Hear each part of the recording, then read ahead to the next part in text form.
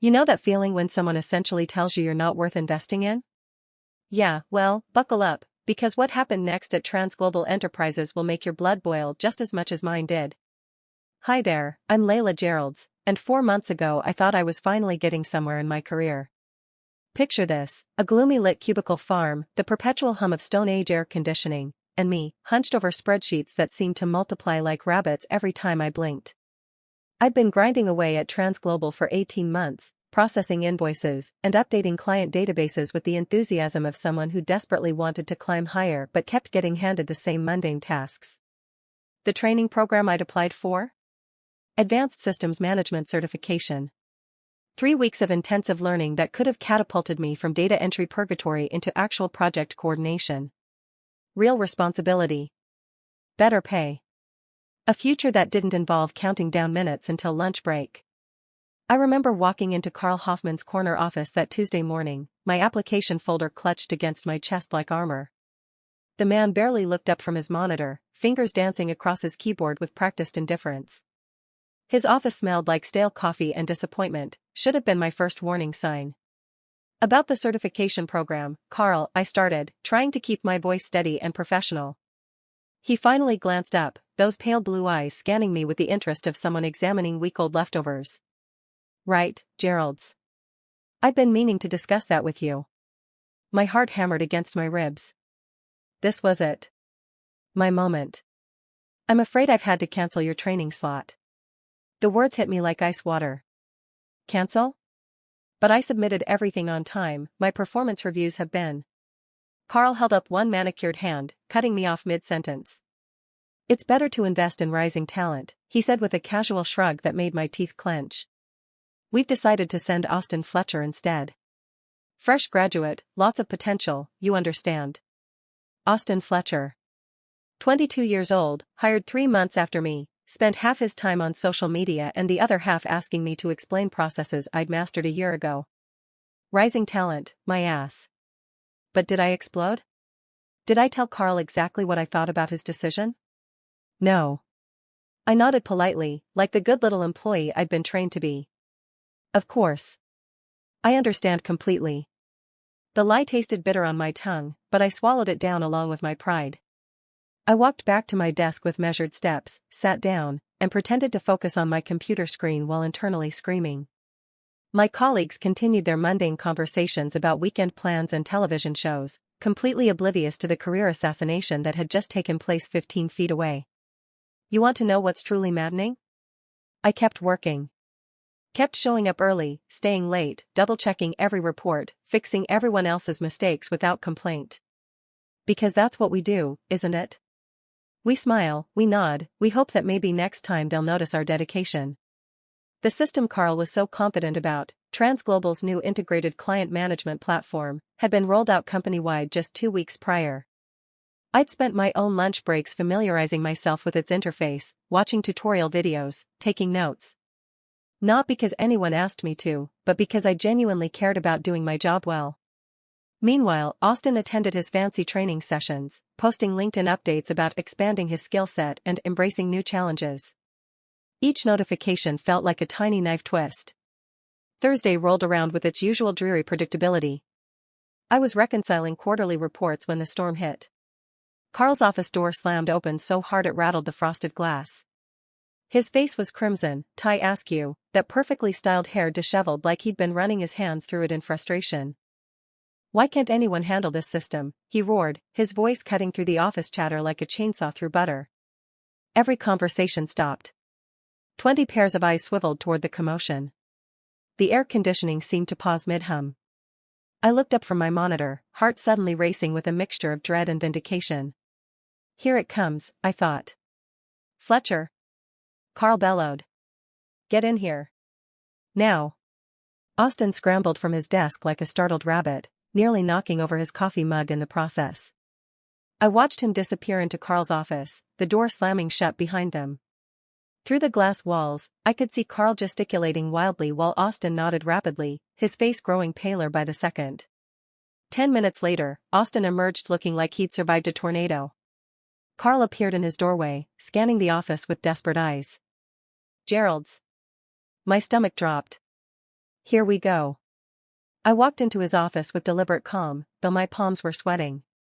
Carl was pacing behind his desk like a caged animal, his usual composed demeanor completely shattered. "This system is a disaster," he began without preamble. "Fletcher can't make heads or tails of it. The Henderson account is completely corrupted, we've lost 3 weeks of data entry, and corporate is breathing down my neck demanding answers." I remained silent, waiting. Sometimes the best response is no response at all. "You've been working with the old system longer than anyone," he continued, his voice taking on a pleading edge that would have been satisfying if the situation weren't so catastrophically urgent. Do you think you could take a look?" Could I take a look? I'd been quietly fixing glitches and workarounds for weeks, documenting every error, every inefficiency, every shortcut that could save hours of work. But Carl didn't know that, did he? Because Carl hadn't bothered to invest in my training. "I can try," I said carefully. "Though I should mention I'm not officially certified on the new platform." His jaw tightened. The irony wasn't lost on either of us. I spent the next 6 hours performing emergency surgery on TransGlobal's dying system. Database recovery, file reconstruction, recoding corrupted entries, essentially doing the job Austin had been trained to do, except I was doing it better and faster because I actually understood how our company's data worked. By evening, I'd not only fixed the Henderson account but identified 12 other potential failure points and created a comprehensive troubleshooting guide. Carl stood behind my chair, watching in amazement as I navigated through complex system architecture like I'd designed it myself. "How did you know to do that?" he asked as I restored the final batch of corrupted files. "Pattern recognition," I replied simply. "When you've been working with this data for 18 months, you start to see connections." The office had emptied hours ago. Just me, Carl, and the quiet hum of computers working overtime to process my repairs. I saved my work, leaned back in my chair, and waited for his response.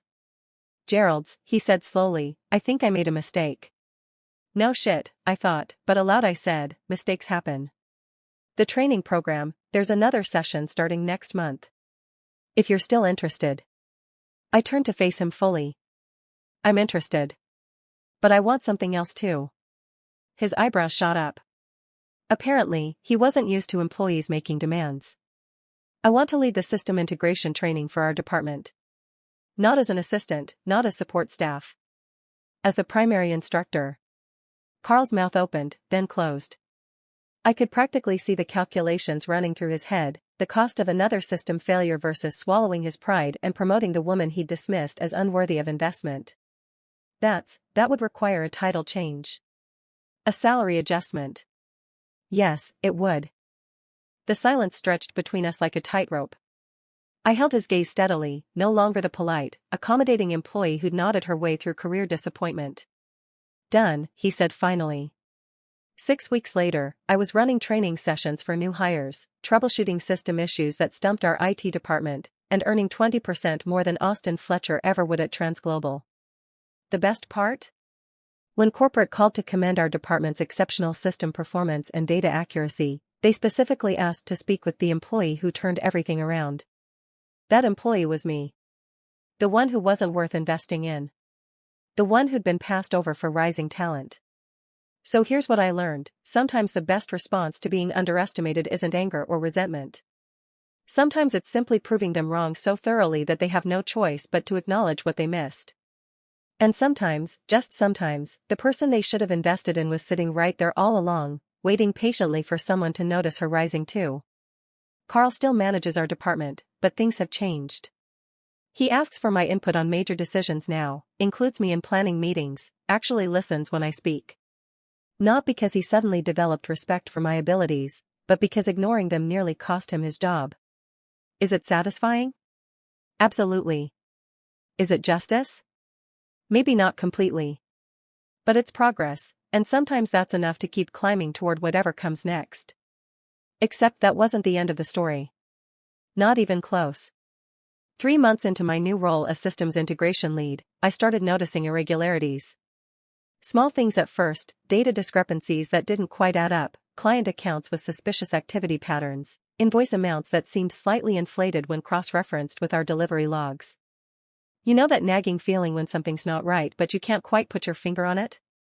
That was me, staring at my monitor at 11 p.m. on a Friday, scrolling through transaction records that made my stomach churn. The Henderson account, the one I'd heroically saved, wasn't just corrupted by system glitches. Someone had been deliberately manipulating the data. I'm talking about financial fraud, people. Real, prosecutable, career-ending fraud happening right under everyone's noses at Transglobal Enterprises. My hands trembled as I printed the evidence. Purchase orders that didn't match delivery receipts. Client payments mysteriously redirected through shell accounts. Vendor invoices for services that were never provided. The deeper I dug, the more elaborate the scheme became. And here's the kicker, it had been going on for over 2 years. The next Monday morning, I sat in my cubicle staring at a folder thick with incriminating documents, paralyzed by the implications. Who was behind this? How high did it go? And most terrifyingly, what would happen to me for discovering it? Carl walked past my desk carrying his usual morning coffee, completely oblivious to the bomb I was sitting on. Should I tell him? Could I trust him? What if he was involved? My phone buzzed with a text from an unknown number, stop digging or face consequences. This is your only warning. The blood drained from my face. I looked around the office, everyone seemed normal, focused on their work, chatting about weekend plans. But someone was watching me. Someone knew what I'd found. I deleted the message with shaking fingers and tried to focus on routine tasks, but concentration was impossible. Every footstep behind my desk made me jump. Every colleague who glanced my way seemed suspicious. During lunch, I met my friend Victoria Park from accounting at the cafe across the street. Victoria had been at Transglobal longer than anyone, 8 years of institutional knowledge and office gossip. I need to ask you something, I said, sliding into the booth across from her. Hypothetically, if someone discovered financial irregularities at work, what would you do? Victoria's fork paused halfway to her mouth. Hypothetically? I'd be very, very careful about who I told. Why? She leaned closer, lowering her voice. Because 3 years ago, Michael Torres in procurement started asking questions about vendor contracts. 2 weeks later, he was terminated for performance issues that magically appeared in his file overnight. My appetite vanished. What kind of questions? The kind that cost people their jobs. Or worse. Victoria glanced around nervously. Transglobal isn't just some boring logistics company, Leila. We handle contracts worth millions. Government contracts. International shipping arrangements. The kind of money that makes people do desperate things. I spent that afternoon researching Michael Torres online. Brilliant financial analyst, stellar reviews, promoted twice in 3 years, until suddenly he wasn't. His LinkedIn showed a gap of 14 months before he found another position, and even then, it was a significant step down from his Transglobal role. That evening, I made copies of everything. USB drives hidden in different locations, printed documents stored in a safety deposit box, encrypted files backed up to secure cloud storage. If something happened to me, the evidence would survive. The harassment escalated quickly. My car tires were slashed in the company parking lot. My computer was mysteriously infected with malware that deleted files randomly. Someone accessed my work email and sent inflammatory messages to clients that I had to frantically explain away. But I kept digging. The fraud network was sophisticated, involving at least 6 employees across 3 departments. Purchasing agents inflating orders, accounting clerks manipulating records, shipping coordinators creating phantom deliveries. They'd stolen approximately $2.3 million over 26 months. And Carl? Carl Hoffman, my dismissive manager who denied my training opportunity? He was the ringleader. I discovered his involvement by accident, cross-referencing his access logs with the timing of suspicious transactions. Every major fraudulent entry coincided with periods when Carl was logged into the system after hours. His signature authorized fake vendor contracts. His approval code verified inflated invoices. The man who'd told me I wasn't worth investing in had been embezzling company funds while lecturing employees about fiscal responsibility and budget constraints. The irony was almost poetic. Almost. I had 2 choices, report everything and risk retaliation, or stay quiet and become complicit through silence. Neither option felt safe, but only one felt right. I scheduled a meeting with Helen Reeves, Transglobal's Director of Internal Compliance. Helen had a reputation for integrity, old school, by the book, the kind of executive who'd rather lose profit than compromise ethics. Her office occupied the top floor corner, floor-to-ceiling windows overlooking the city skyline. I sat across from her mahogany desk, my evidence folder positioned carefully between us. "This is a serious accusation, Leila," Helen said after reviewing my documentation for 30 minutes. Her expression remained carefully neutral, but I caught the slight tightening around her eyes. "I understand that, ma'am.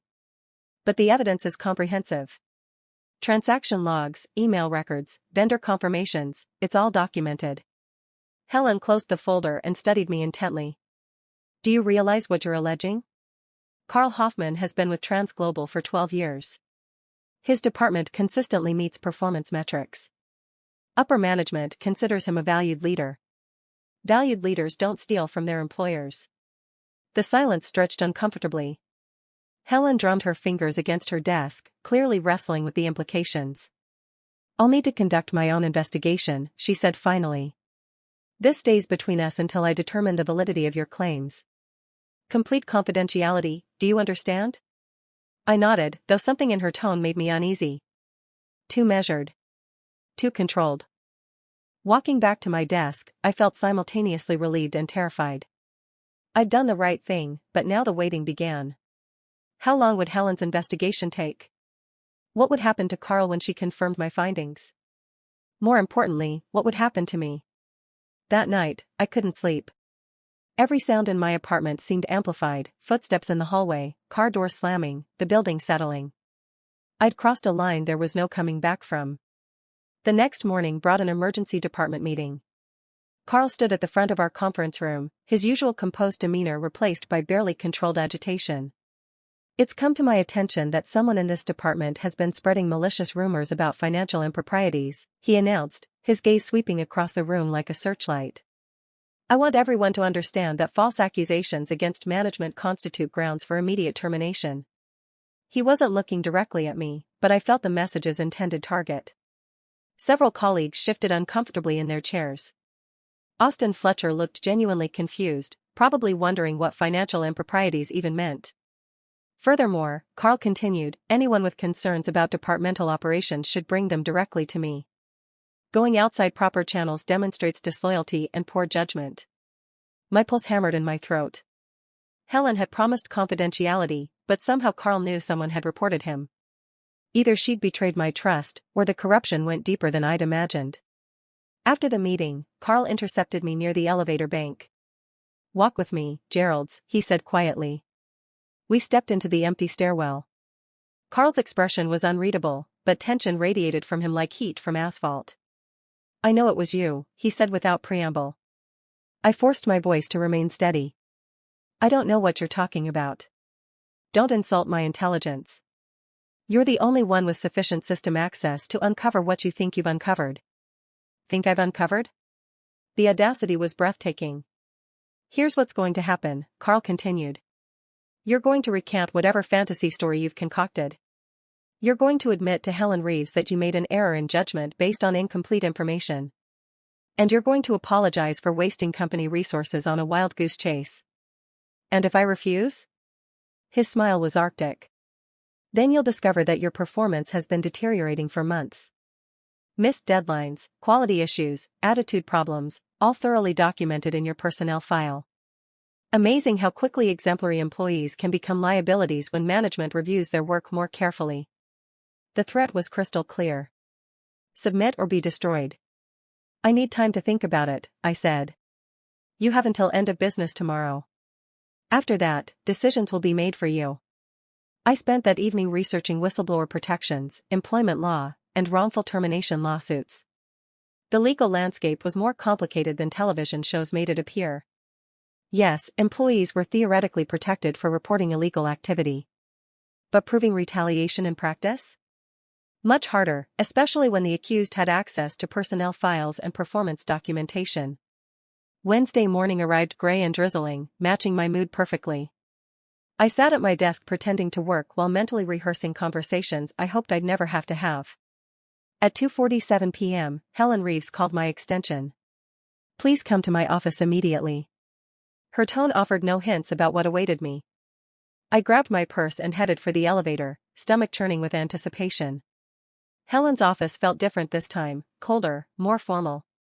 She gestured for me to sit but remained standing, hands clasped behind her back. I've completed my preliminary review of your allegations against Carl Hoffman, she began. I'm afraid your concerns appear to be based on misinterpretation of routine business transactions. My heart sank. Misinterpretation?